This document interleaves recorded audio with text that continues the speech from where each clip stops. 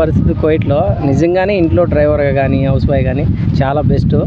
అట్లని బయట కానీ అందరికీ ప్రాబ్లమ్స్ ఏం లేవు, ఎవరికి ప్రాబ్లమ్స్ ఏమని లేవు.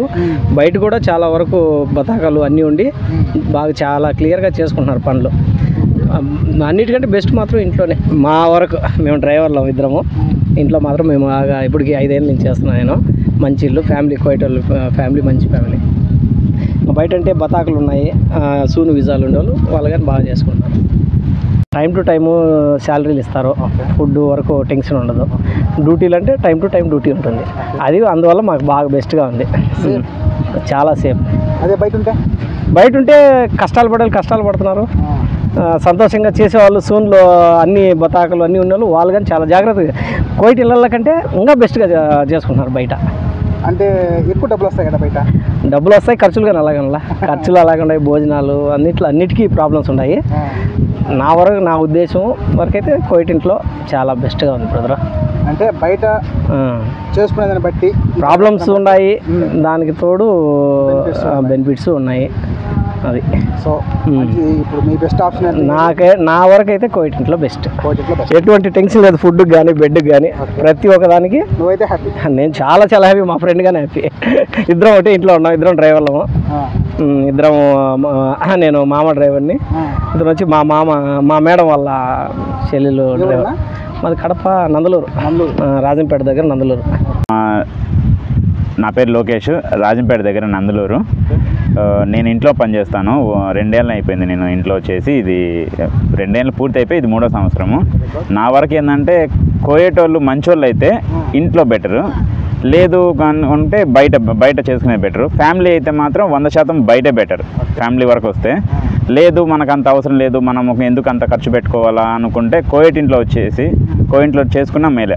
150 వచ్చిందంటే కోయిట్ ఇంట్లో 100% కోయిట్ ఇంట్లో మేలు. లేదు మన ఫ్యామిలీతో ఉండాలనుకుంటే బయట కంపెనీలో చేసుకుంటే అది బెస్ట్. ఇంట్లో నచ్చడం అంటే మనకు బయట ఉంటే మంచి ఆదాయం ఉంటే బయట మేలు. బయట ఎక్కువ ఆదాయం లేనప్పుడు ఖర్చులు కూడా అదే విధంగా ఉంటాయి. మనము ఖర్చులు ఎక్కువ పెట్టుకొని ఆదాయం బయట ఉంటే కష్టాలు ఉన్నాయి, డబ్బులు ఉంది. ఇంట్లో ఉంటే టెన్షన్ లేదు, శాలరీకి కానీ తర్వాత వచ్చి టైం టు టైం భోజనం కానీ. ఆప్షన్ అంటే మంత్లీ శాలరీ ఇచ్చేస్తారు. ఇలా టిక్ టాక్ పార్క్ లేక వచ్చి కంపెనీ వీసా అయితే బయట మేలు. వర్క్ వీసా అనుకున్నప్పుడు ఏదో మనం ఎక్కువగా పెట్టుకోకూడదు చేసుకోకూడదు అనుకున్నప్పుడు వచ్చిన కాడికి రానిలే ప్రశాంతంగా ఉంటుంది అనుకుంటే కోయిట్ ఇంట్లో మేలు. ఈవెన్ కోయిటలు మంచులు అయితే అంతకు మించిన వర్క్ ఇంకోటి లేదు, అంతకు మించిన ప్రశాంతత ఇంకో చోట దొరకదు. Thank you. ఇంట్లో అంటే సేఫ్టీ అనేది చాలా ఉంటుంది, అదే సేఫ్టీ అయితే బయట ఉండదు. బయట అంటాం కానీ బయట దేనికి మనము వాజిబుల్ లేదు. ఇప్పుడు 400 సంపాదించినా 500 సంపాదించినా కూడా మనశ్శాంతి ఉండదు, టెన్షన్గా బతకాల. ఏ టైంలో అవుతుందో మనకు తెలియదు. అది కోయిట్ ఇంట్లో అయితే అలతులుగా 150 ఇచ్చినా కూడా తిండి సరిపోతుంది, రూమ్ రెంటు, బట్టలు, మనకి ఏదైనా సేఫ్టీగా చాలా బాగుంటుంది.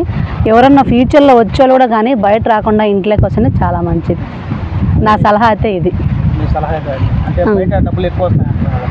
అదే చెప్పాను కదా నాన్న, ఇప్పుడు 500 సంపాదిస్తాను నేను, ఏం ప్రయోజనము? దానికి తిండికి పక్కన పెట్టుకోవాలా, రూమ్ రెంట్కి పక్కన పెట్టుకోవాలా, అకామాకు పక్కన పెట్టుకోవాలా.